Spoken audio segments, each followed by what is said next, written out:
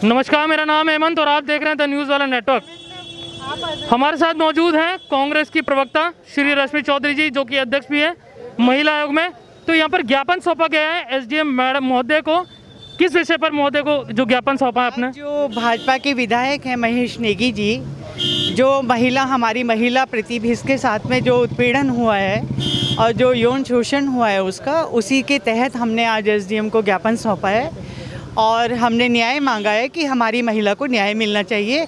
क्योंकि बीजेपी सरकार हमेशा कहती है बेटी बचाओ बेटी पढ़ाओ, तो ना तो यहाँ पे बेटियाँ बच रही हैं और ना यहाँ पे बेटियाँ पढ़ रही हैं, तो माहौल बहुत ज़्यादा ख़राब है। इवन के जो मंत्री लोग बैठे हुए हैं सत्ता के अंदर में, जो विधायक हैं, वो इस तरीके के कुकर्म करेंगे तो अब आप आम आदमी के बारे में क्या अंदाज़ा लगा सकते हैं? मैम, जैसे यूपी में जो विधायक थे कुलदीप सिंह सेंगर, उन पे भी आरोप लगे, अभी वो जेल में। एमजे अकबर जो कि सांसद थे, उन पर भी मीटू के तहत आरोप लगे। तो ये बार बार होना, इसमें कांग्रेस पार्टी मतलब इसमें स्टैंड क्यों नहीं ले पा रही है? देखिए, हम कांग्रेस पार्टी, हमारी पूरी पार्टी, हमारे साथ में हमारे पूर्व चेयरमैन दिनेश कौशिक साहब भी हैं और हमारे नगर अध्यक्ष सलीम खान, इवन हमारा पूरा टीम है कांग्रेस का, और हम पूरा का पूरा सख्त स्टैंड लिया है। हमने मैडम को भी अवगत कराया है कि मैडम, इस पे हम चाहते हैं कि महेश नेगी जेल जाएं और उस महिला को न्याय मिले। बीजेपी सरकार बहुत बड़ी बड़ी बातें करती है, तो जो अपने गिरेबानों में झांके कि उनके मंत्री और उनके विधायक क्या कर रहे हैं, और त्रिवेंद्र रावत जी को भी हम उनसे भी अनुग्रह करते हैं कि जो जिस तरीके का ये ये घटना हुई है, तो उसमें उनको तुरंत उनको जेल भेजने का काम करना चाहिए। चलिए, क्योंकि जो प्रणव सिंह चैंपियन भी अभी उन पर भी दाग थे, उनको भी पार्टी ने वापस ले लिया है पार्टी में, तो ये क्या दोगली राजनीति नहीं है? हाँ, बिल्कुल बिल्कुल दोगली राजनीति नहीं है, ये ट्रिपल इंजन की सरकार चल रही है और यहाँ पे कम्प्लीटली घोटाले हो रहे हैं और कम्प्लीटली ये लोग जो हैं देश को लूटने का काम कर रहे हैं और जो इनके मन में आ रहा है हिटलर शाही कर रहे हैं। ये लोग ये राजनीति नहीं कर रहे हैं, हिटलर शाही कर रहे हैं आम जनता के ऊपर पे। तो ये कम्प्लीटली बीजेपी गवर्नमेंट फेल्योर है, पूरा हिंदुस्तान जानता है, पूरा उत्तराखंड जानता है। और बीजेपी गवर्नमेंट चाहे कितना भी बोल दे कि बेटी बचाओ बेटी पढ़ाओ, ना यहाँ पे बेटी बच रही है और ना यहाँ पे बेटी पढ़ रही है। मैडम, ये तो बेटियों की बात हो गई, किसानों की हालत भी बहुत ख़राब है। हमने कुछ दिन पहले बात की थी किसानों से, उन्होंने कहा था जो फसलों के दाम है, जो हमारी लागत है, वो नहीं हमें मिल पा रही है। तो उस पर क्या स्टैंड है कांग्रेस पार्टी का? देखिए, मेरी बात सुनिए, कांग्रेस की, मैं किसान कांग्रेस से प्रवक्ता हूँ। आपने बहुत अच्छा क्वेश्चन पुटअप करा है। आज हमारे पूरे उत्तराखंड के अंदर धरना प्रदर्शन भी है हमारा। तो जो पार्टी है बीजेपी गवर्नमेंट जो है, इनकी कथनी और करनी में बहुत ज़मीन आसमान का फ़र्क है। ये कहते कुछ हैं और करते कुछ है।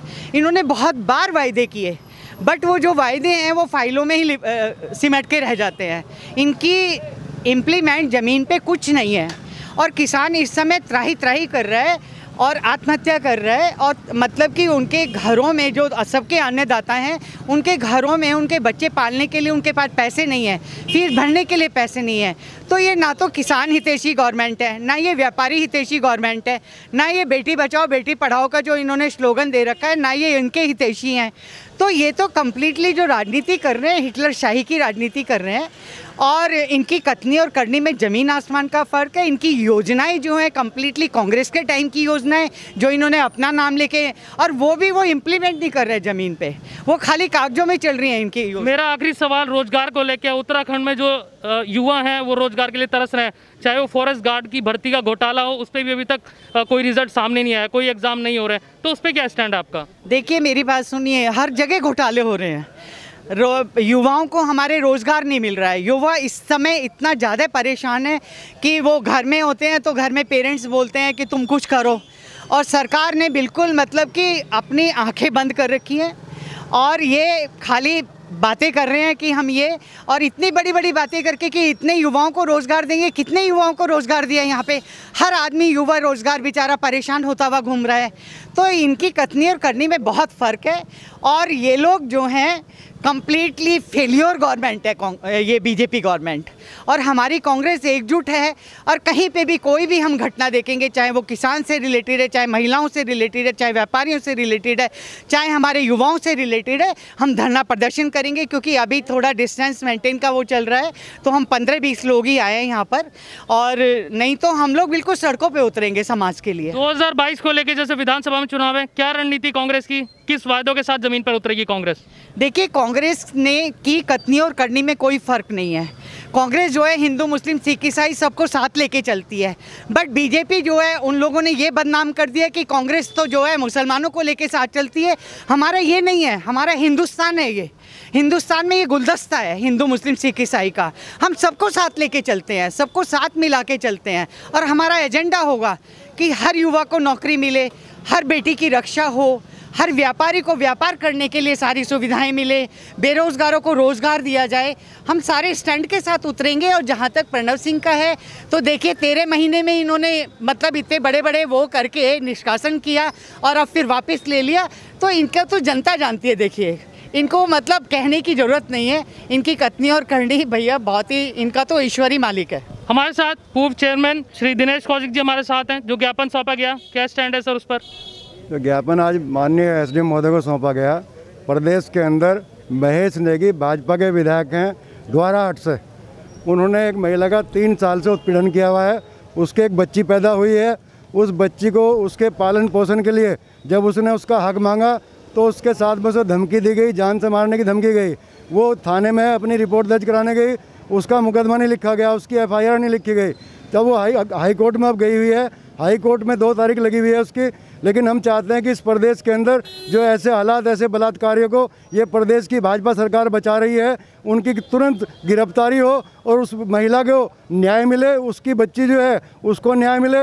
ये अभी हमारी रश्मि चौधरी जी जिला अध्यक्ष ने आपके सामने बहुत कुछ विस्तार में बयान किया है। मैं उनसे ही संबद्ध करते हुए अपने आप को मैं कहना चाहूँगा कि ये भाजपा की सरकार बौखलाई हुई है। आज प्रदेश के अंदर कांग्रेस बिल्कुल तैयार बैठी हुई है कि कांग्रेस को जनता हाथों में लेके यहाँ की सत्ता सौंपने जा रही है। इनकी बौखलाहट का कारण है कि ये जितने इनके डिफाल्टर विधायक हैं उन सबको ये घर से मना के लेके आ रहे हैं। आज जिनको इन्होंने बाहर निकाला था, आज उन्हीं को ये वापस अपनी पार्टी के अंदर ला ला के उनको सम्मान दे रहे हैं। तो ये बौखलाए हुए हैं अंदर से, और उस बौखलाहट का ही नतीजा है कि ये कांग्रेस से डरे हुए हैं। कांग्रेस कहीं भी 10 आदमी, 20 आदमी, 50 आदमी का धरना प्रदर्शन करती है, उनके खिलाफ मुकदमे लिखे जाते हैं। और भाजपा के लोग 200 हो, 400 हो, 500 हो, कहीं कहीं मुकदमे नहीं लिखे जाते। अभी प्रदेश के अंदर देखो कि प्रदेश के कार्यालय पर रुड़की के नगर निगम के मेयर गौरव गोयल भाजपा में शामिल हुए, किस तरह से सेल्फ डिस्टेंसिंग की और धज्जियाँ उड़ी, वहाँ पर अनुशासन की धज्जियाँ उड़ी, और सेल्फ डिस्टेंसिंग और मास्क किसी के पास नहीं थे वहाँ पर। और आज वो कोरोना पॉजिटिव हुए घर पर पड़े हुए हैं। लेकिन पूरे प्रदेश के अंदर जो हालत हो रही, आम आदमी त्रस्त है, आम आदमी परेशान है। लेकिन जनता को छोड़ दिया है। पीएम ने सीएम के ऊपर, सीएम ने डीएम के ऊपर, डीएम ने एसडीएम के ऊपर, एसडीएम ने नगर पालिकाओं के ऊपर, नगर निगम के, और उन्होंने छोड़ दिया है अपने ऊपर। सर, मैडम ने जैसे स्टैंड साफ कर दिया कांग्रेस का, चलो ये तो हो गई वो बात। कल जो मूर्ति का प्रकरण हुआ उसमें भी आप वहाँ थे, लेकिन आपको नहीं लगता कि जो टैक्स पेयर्स का पैसा है, मूर्ति वहाँ से लगी, हटाई गई, फिर दूसरी जगह लगी, फिर दूसरी जगह लग रही है, इकोनॉमिक कंडीशन स्टेट की उतनी बेहतरीन नहीं है, तो अगर कांग्रेस पार्टी सत्ता में आती है तो क्या मूर्ति की जांच करवाएंगे? किस पे करप्ट अगर प्रैक्टिसेस हुई हैं वहाँ पर? कांग्रेस की सरकार आने पर इसकी जांच भी होगी और ऐसे व्यक्ति के खिलाफ मुकदमा भी कायम कराया जाएगा जिसने सरकारी संपत्ति को क्षतिग्रस्त किया है और उसको खुर्द-बुर्द किया है। मैं अपने कार्यकाल में खुद वहाँ पर रेलिंग लगाई थी, फुहारे लगाए थे, कलर्ड फुहारे उसके अंदर लगाए थे, एक बड़ा मोटर अंडरग्राउंड उसके अंदर लगाया था, जिससे कि शाम के समय सारे शहर की जनता उसको देखती थी वहाँ पर। और जो चंद्रशेखर मूर्ति जी की मूर्ति लगी हुई थी आज़ाद जी की, उसके चारों तरफ रेलिंग लगाई थी कि जिससे कि आदमी जूते नीचे निकाल ले और ऊपर जाकर सम्मानजनक उनको माला पहना सके। लेकिन वो जो संपत्ति कहाँ गई, किसके घर में गई, वो कई लाख रुपए का जो सामान था वो कहाँ गया? हमारी सरकार आते ही ऐसे व्यक्ति को उजागर करेंगे, पटाक्षेप करेंगे जनता के बीच में कि किस आदमी ने ये घृणित कार्य किया था, उसके खिलाफ मुकदमा कायम कराएंगे और क्षतिपूर्ति का उससे जो है पैसा धन वापस। अभी क्या स्टैंड है सर, उसको लेके आप आंदोलन नहीं करेंगे कि अगर उसमें करप्शन हुआ है? क्योंकि लगाना फिर लगाना ये जनता को ठगने जैसा नहीं है क्या? अभी अधिकारियों से जो वार्ता हुई थी, अधिकारियों ने कहा कि हाई कोर्ट के आदेश के खिलाफ जो जाएगा उसके खिलाफ कार्रवाई करी जाएगी। तो मैं शासन प्रशासन से पूछना चाहूँगा कि जिस समय जिस व्यक्ति ने उस मूर्ति को तोड़ा उसको वहाँ से हटाया, जो शहर के पुराने लोग थे जिन्होंने उस मूर्ति को लगाया था, उनका वहाँ पे शिलापट लगा हुआ था, उस शिलापट को भी नहर के अंदर फेंक दिया, वो सामान भी उठा के ले गए। तो उस स्थिति में आपने क्यों नहीं मुकदमा उस आदमी के खिलाफ किया?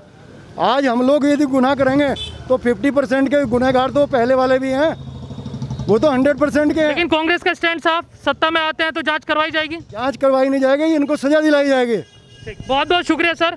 ये थे कांग्रेस के वरिष्ठ नेता जिन्होंने साफ कर दिया मूर्ति को लेकर। जी कुछ कहना? जी सर, जी जी जी महानगर के जी लेते सर, बताइए सर इस प्रकरण में, बताइए आप। आज हमारे प्रदेश अध्यक्ष प्रीतम सिंह जी के और डॉक्टर संजय पालीवाल जी पूर्व राज्य मंत्री जी के निर्देश पर भाजपा से बेटी बचाओ, इन्होंने बेटी पढ़ाओ और बेटी का नारा दिया था।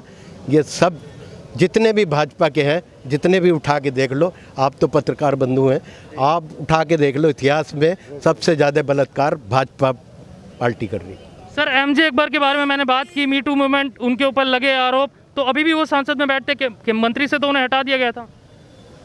मंत्री पद से तो हटा दिया गया था, परंतु जो भी आरोप लगाए थे उनकी जांच हो रही है, वो जांच आने पर ही उसका निर्णय निकलेगा। उस जो सही है तो सही है, जो कानून अगर गलत है तो कानून से कार्रवाई। कांग्रेस का स्टैंड साफ इन मुद्दों को लेकर?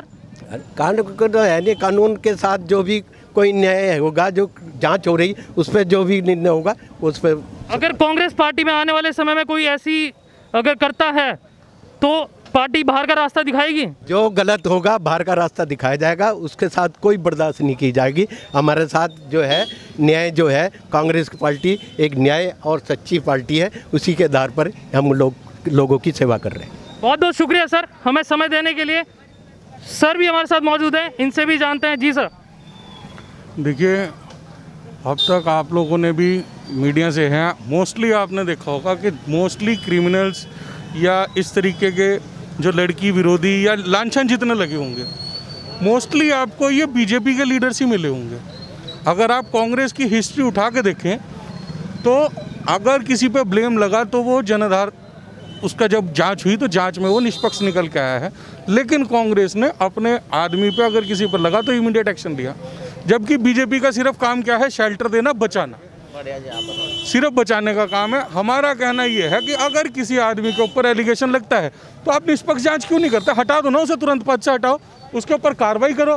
कार्रवाई होती है, कार्रवाई में से जो रिपोर्ट निकल के आएगी, ठीक है, अगर वो साफ स्पष्ट निकल के आता है आप उसे ओहदे पे बिठाओ, हमें कोई दिक्कत नहीं है। लेकिन अगर वो आके ही डिफॉल्टर निकल के आता है तो उसके अगेंस्ट लीगल एक्शन होना चाहिए। लेकिन आपको नहीं लगता कि जो कांग्रेस की स्थिति है राज्य में वो इतनी स्ट्रांग नहीं है? विपक्ष के नाते बहुत कम विधायक हैं, तो विपक्ष का कमजोर होना क्या इस तरफ असर करता है कि पार्टी जो है वो मेजोरिटी में है, वो कुछ भी कर सकती है? देखिए, कांग्रेस कमजोर नहीं है, कांग्रेस को दबाने का काम किया जा रहा है। आज भाजपा का प्रोग्राम हो, 200 आदमी इकट्ठे हो जाएंगे, हमारे 20 आदमियों के लिए भी एक ऐसा ही तुरंत आ जाएंगे जी मुकदमा दर्ज करना, 40 के नाम बताओ भाई, व्हाट इज दिस? कहने लगे जी परमिशन लो। भाई किस बात की परमिशन लें? अगर आपको विरोध प्रकट करना है तो आप उसकी परमिशन लोगे क्या?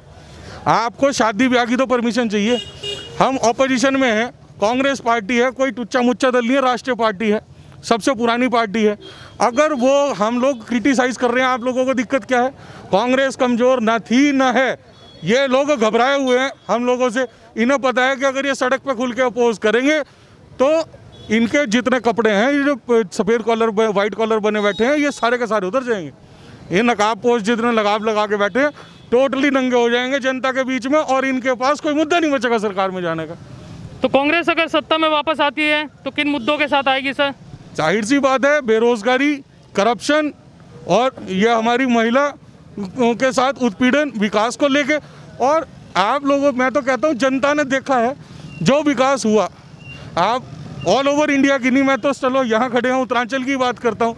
उत्तरांचल में जो ND तिवारी जी का टाइम पे विकास हो गया वो हो गया। उसके बाद अगर आप देख लो, कहीं अगर 500 ईंट पड़ी थी तो वहाँ 500 ही पड़ी, उसमें से एक ईंट उठा के कहीं रखी नहीं गई। बहुत बहुत शुक्रिया सर राय रखने के लिए। ये थे हमारे कांग्रेस के नेता जिन्होंने ज्ञापन सौंपा बीजेपी के नेता को लेकर जिन पर उत्पीड़न के आरोप है। किसानों के लिए भी कहा, किसानों को मुआवजा ना मिलना, बेरोजगारी पर भी बात की। हमने इनसे पूछा कि कांग्रेस की सरकार अगर सत्ता में वापस आती है तो किन मुद्दों के साथ आएगी, तो कहना है कि बेरोजगारी सबसे बड़ा मुद्दा होगा और किसान सबसे बड़ा मुद्दा होगा। अगर ये वीडियो आप हमारे फेसबुक पेज पर देख रहे हैं, लाइक करें, फॉलो करें और शेयर करें, और यूट्यूब चैनल पर देख रहे हैं तो चैनल को सब्सक्राइब करें। कैमरामैन शिवम के साथ द न्यूज़ वाला नेटवर्क, शुक्रिया।